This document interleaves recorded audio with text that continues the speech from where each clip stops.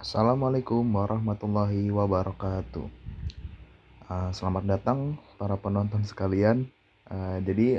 Kami akan menjelaskan statistika bivariat diagram pencar. Sebelum itu, izinkan kami untuk memperkenalkan anggota kami. Yang pertama itu ada Muhammad Rizky Anwar, itu saya sendiri sebagai mentor, dan 5 anggota lainnya, yaitu Alfi Suhandi, Kevin Rizky Subiantono, Muhammad Fadi, Muhammad Rafli, dan Rizky Febrian. Pembahasan pertama yang bakal kita bahas itu adalah di pengertiannya, guys. Pengertian diagram pencar adalah alat visual yang digunakan dalam analisis data untuk menunjukkan hubungan atau korelasi antara dua variabel. Diagram ini menggunakan sumbu horizontal yaitu sumbu X dan sumbu vertikal yaitu sumbu Y untuk menampilkan titik-titik data yang mewakili nilai dari kedua variabel tersebut. Unsur-unsur diagram pencar. Variabel X menunjukkan variabel independen atau penyebab.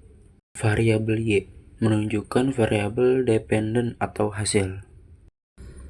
Base fit merujuk pada garis yang paling sesuai atau paling cocok dengan sekumpulan data pada diagram pencar, menggambarkan tren atau hubungan antara variabel-variabel dalam data tersebut. Tren data. Tren data adalah garis yang menunjukkan pola atau arah umum dari sebaran titik-titik data dalam diagram. Tren ini bisa naik, turun, atau tetap stabil. Pola penyebaran data. Yang pertama, linear. Apabila pola penyebaran datanya berbentuk atau menyerupai garis lurus.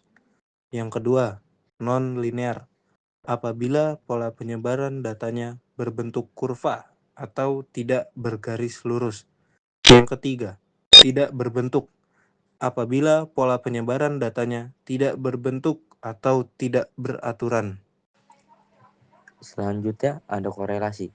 Korelasi adalah ukuran sejauh mana dua variabel saling berkaitan.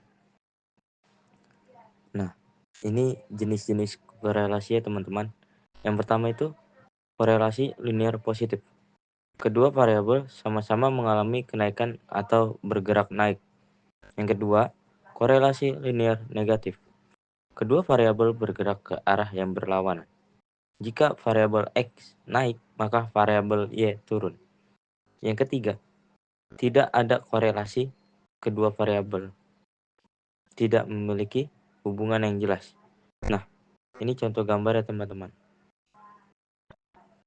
Contoh soal diagram pencar. Kami mengambil data berat dan tinggi badan 40 orang.